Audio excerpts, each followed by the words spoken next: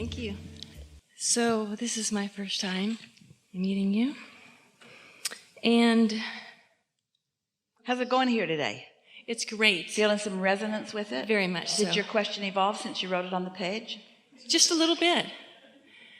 Because, of course, we're all getting the messages to our personal questions. Yes. Just by hearing this all. Yes. So before it started, I thought, well, I could ask about if I'm doing the work to fulfill my life purpose, to be of service.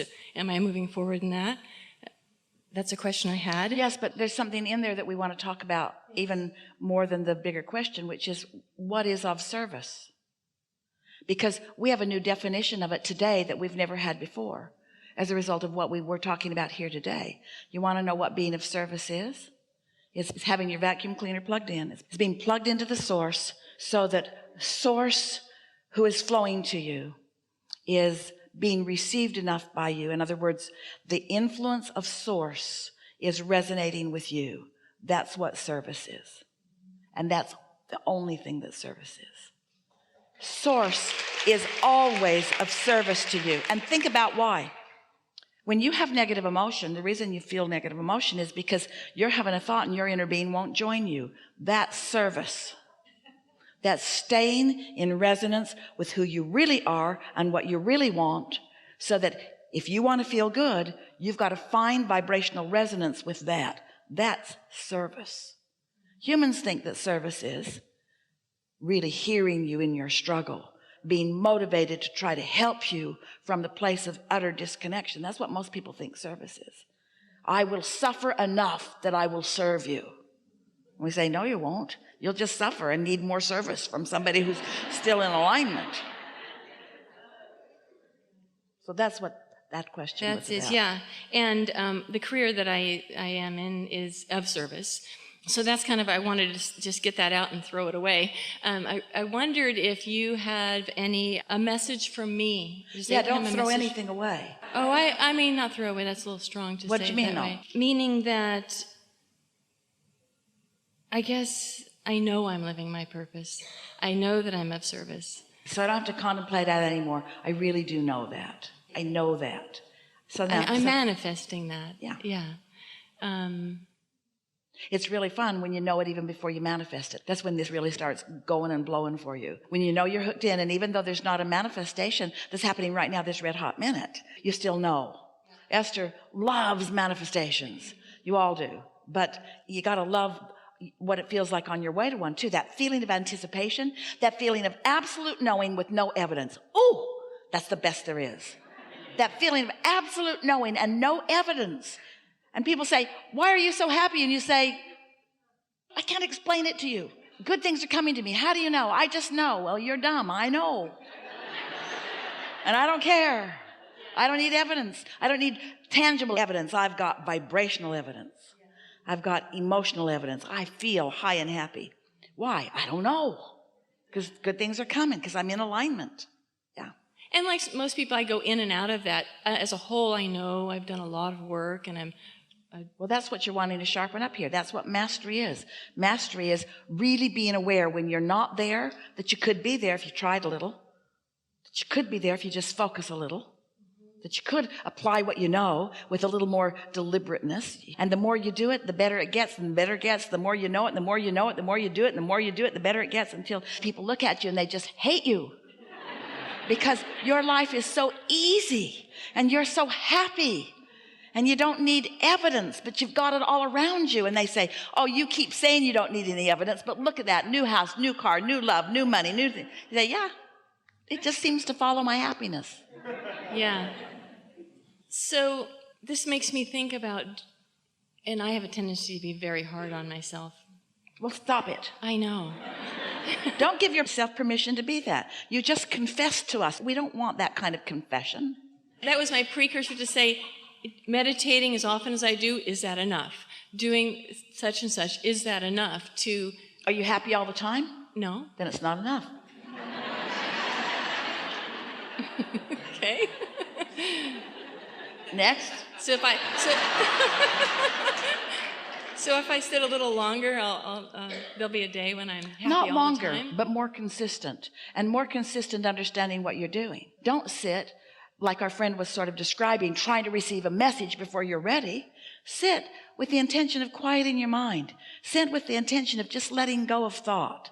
Sit with the intention of allowing, in the absence of resistance, your vibration to rise and resonance to happen, and then ideas to begin flowing. Understand what meditation is. Meditation is the way you let your inner being teach you alignment. That's what meditation is. Your inner being is always there, and you're not always there, but when you meditate, you could always be there. So my ultimate question was, is there any message from me personally? Meditate. Meditate. Every day for 15 or 20 minutes. And in that 15 minutes, you don't feel that you've quieted your mind, don't stay longer, because now you're just having a battle with yourself. Get on with your day and do it again tomorrow. And eventually, you will find that quieted place. You'll know it, because you'll feel different. You'll feel detachment. You'll know. You'll just feel well-being. You'll just feel yourself wrapped round with all of this energy. I do somatic meditation, which is really going into the body and sort of breathing and expanding in parts but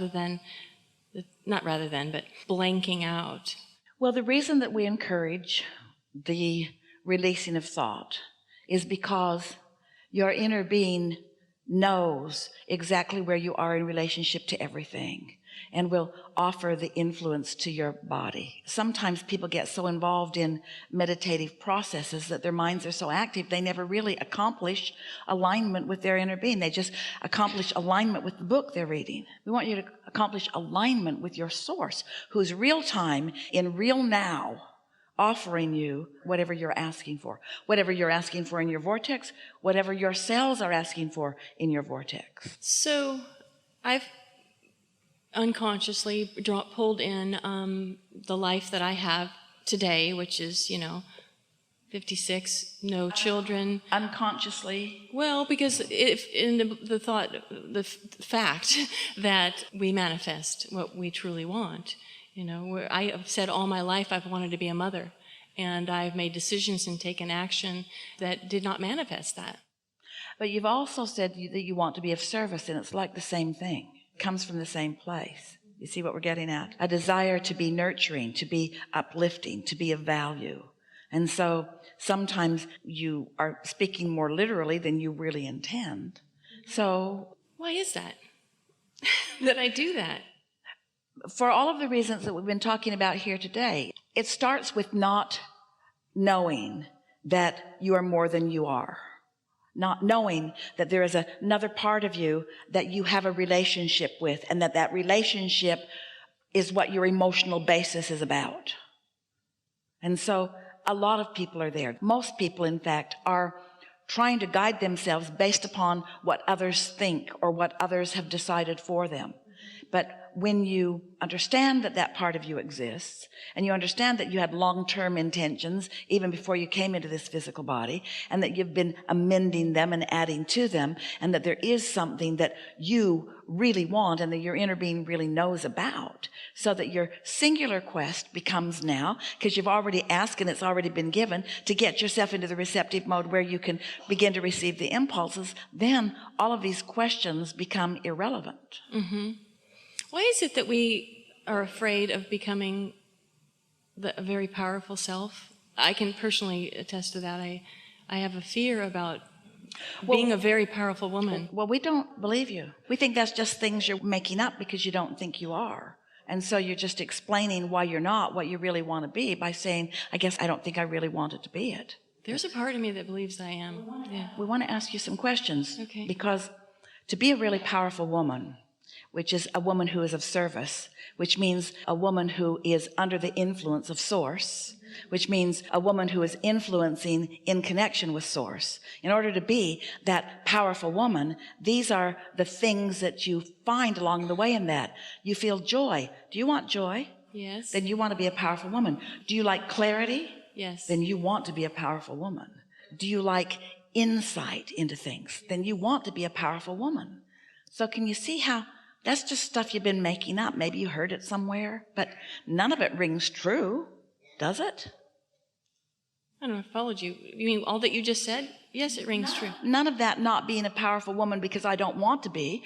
No, it's almost like bird. I just get distracted from my mission, this other voice and all the physical actions and things I've done to produce who I am today. Here's the thing that we want you to hear. You heard a whole lot here today, and we acknowledge that you heard it. So that all of these things that you are saying are irrelevant given what you now know. But you're still saying them because you've got the habit of saying them. You've decided that that's who you are, but that's not who your inner being knows that you are. And right now, that's not who you know that you are. So our encouragement is to no longer practice that old defeating, powerless conversation. Think how powerless the words are that I'm afraid of my own power. Have you ever heard any more powerless words than I'm afraid to be powerful? It is completely illogical. And you want to know why you do it? Because you have decided that others don't like powerful women. And you don't want to upset them.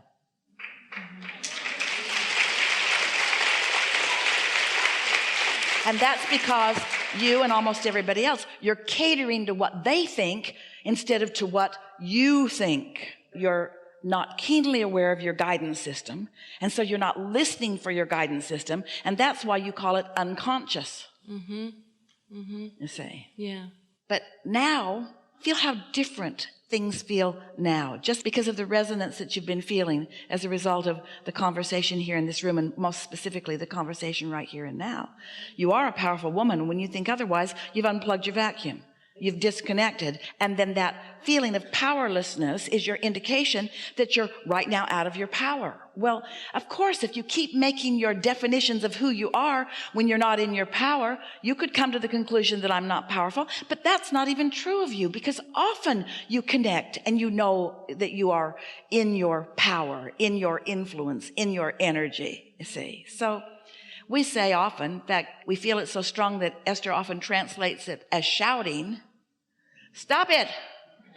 Stop arguing for your limitations," because we felt you come with us and then you repeated an old thing that you don't even right now feel. It's just something that you're used to saying. We don't know where you're getting your gratification from that, because really, do you know anybody? Have you ever entered a conversation, you're meeting someone new, and you sit down and they say, "How are you?" And you say, "I'm good, but I'm powerless."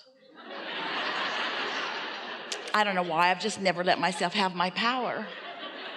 I thought it was meaningful to our relationship, because have you ever said that to anyone? Or can you imagine someone saying that to you? If someone said to you, so you're sitting over lunch and you look across the table and you say, "What's up?" And they say, "I feel powerless." What would your impulse be? "I feel powerless." Wouldn't you want to say, "Well, you're not powerless. You might be pinching it off, but you're not powerless"? Would you say, "Oh, good, I'm powerless too"? Let's join groups. Because if we get enough powerless people together, we'll have power. If we can find enough of us that are disconnected from source energy, we'll join together in groups and we'll have the power. Yeah, you'll have the power for mediocrity. You'll have the power for yucky things that don't feel good. You'll have the power for dismal conversations and miserable life experience. But that's not power. Power is joy. Power is love. Power is appreciation. Power is knowing. Power is clarity. Power is the universal energy that creates worlds flowing through your fingertips. So you say, "I'd like some of that." And the universe says, "There you go." And you say, "I did that because I have power." Yeah. Anything you want. And so what you're getting on a daily basis is just how much power you think you have. How much that you're allowing yourself to have. Sometimes you don't allow it because other people have told you you're not worthy. Sometimes you don't allow it because you yourself don't, or you feel like you're not prepared. You make up all kinds of reasons for not knowing that you can have it if you want.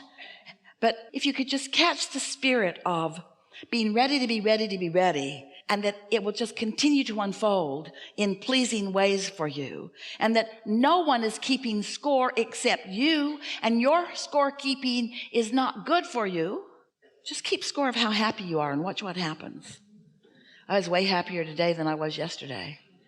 Ooh, I had so many happy moments today.